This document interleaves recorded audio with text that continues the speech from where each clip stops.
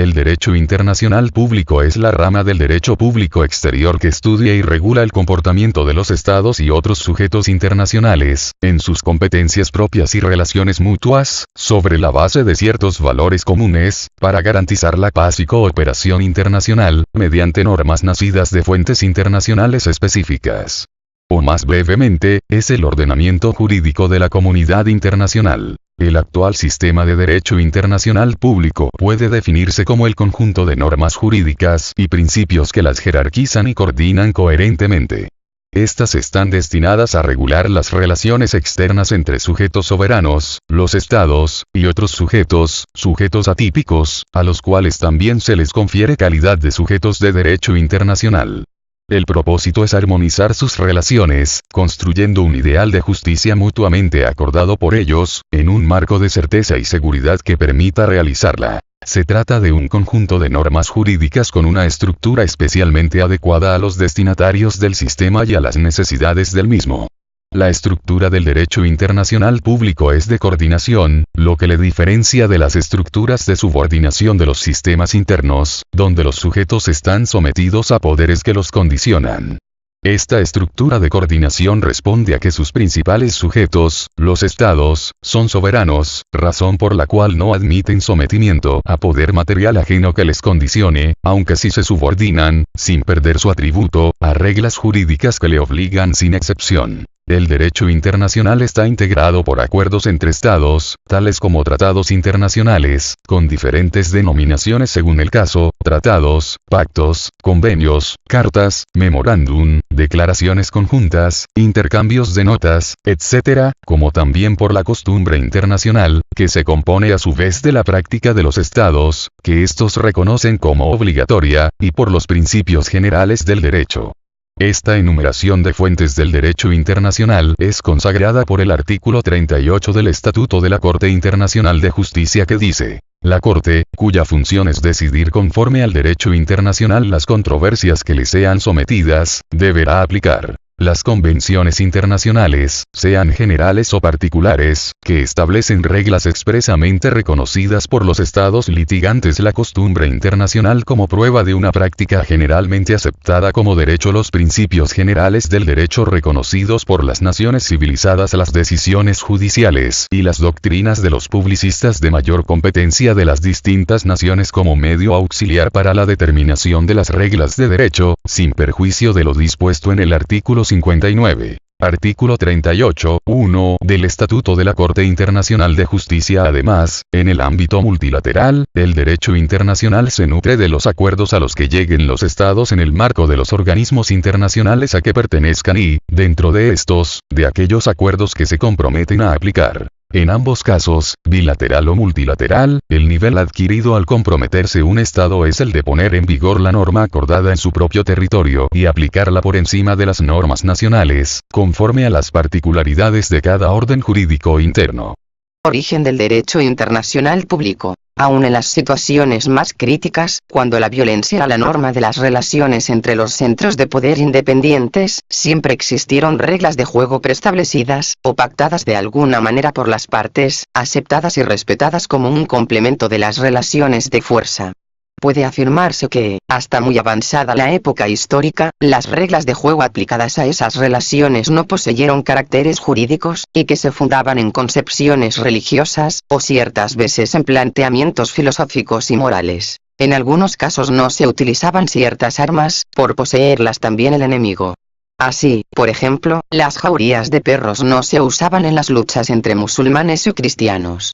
Pero estas jaurías sí fueron empleadas por los colonizadores españoles en América contra los indígenas. Se atiende específicamente a los documentos y datos de la historia. Héctor González encuentra la existencia de reglas que regulan las relaciones entre centros de poder independientes, las que se remontan a más de 5000 años. El acuerdo, o tratado, más antiguo de que se tiene noticia es el celebrado en el 3200 AC entre las ciudades caldeas de Lagash y Umma, por el cual ambas fijaron sus fronteras después de una guerra. Otro acuerdo sería el celebrado entre los egipcios y los hititas, por el cual se acuerda el reparto de zonas de influencia. En la época moderna, parece que el primer recurso a una jurisdicción internacional fue el de las reclamaciones de Alabama, al fin de la Guerra de Secesión Americana, juzgado por una corte internacional en Ginebra. En cuanto al origen del derecho internacional público, podemos afirmar la existencia de dos posiciones. 1. Algunos autores sostienen que este derecho existe desde que los pueblos primitivos mantuvieron relaciones comerciales, establecieron alianzas, sometieron sus problemas a la decisión de un tercero, respetaron la inviolabilidad de sus enviados, etc. 2. Quienes niegan la existencia del derecho internacional en la antigüedad y ubican su origen a partir del momento en que se dan los supuestos básicos para la existencia de un sistema tal cual funciona en la actualidad. Una pluralidad de estados nacionales que se reconocen como jurídicamente iguales, que se atribuyen en exclusividad el atributo de soberanía y que están dispuestos a regular sus relaciones por normas jurídicas, sin menoscabar por ello su carácter de soberanos. Estos autores sitúan el momento histórico en que esos hechos se dan y aparece el derecho internacional a partir del siglo XVI o, más precisamente, a mediados del siglo XVII, con los tratados de Westfalia de 1648. Naturaleza del derecho internacional público. Uno de los problemas con los que se ha hallado el derecho internacional es el de que muchos autores han puesto en tela de juicio el carácter jurídico de esta disciplina. Es decir, muchos han sido quienes han negado que el derecho internacional sea derecho. Es el caso de John Austin, quien le negó el mencionado carácter y lo definió como un conjunto de mecanismos de fuerza que regulan las relaciones entre los estados. También en el siglo XX autores como Hans Morgenthau le negaron ese carácter al derecho internacional. Esta negación tenía su base en la comparación que se realizaba entre los derechos nacionales y el derecho internacional. Comparación gracias a la cual se aprecian las siguientes diferencias. Mientras en los derechos nacionales existe un legislador central que dicta las leyes que han de cumplir los ciudadanos, en el derecho internacional las normas jurídicas son fruto de la voluntad de los estados, pues tiene una naturaleza esencialmente voluntaria.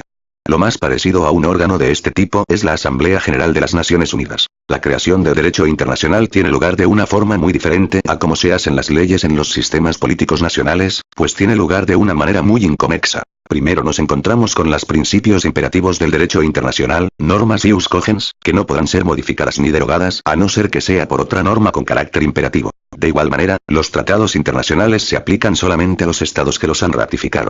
Las leyes nacionales, en cambio, se aplican a todos los ciudadanos por igual. Por otra parte, la costumbre internacional consiste en una serie de usos que los estados han venido repitiendo de una manera constante con la convicción de que son obligatorios. Por último tenemos los principios generales del derecho que se utilizarán cuando no exista una determinada norma, sean tratados o costumbres, para un determinado hecho, es decir cuando haya lagunas en el derecho internacional. Otro factor que llevó a estos autores a opinar así fue la deficiencia de los mecanismos de aplicación del derecho internacional.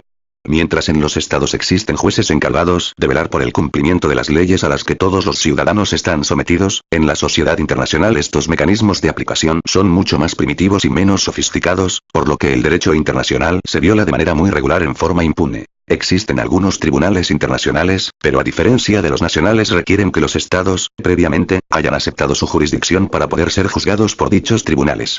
La jurisprudencia internacional, creada por estos tribunales, tiene como principal función la de servir como elemento de interpretación del derecho internacional.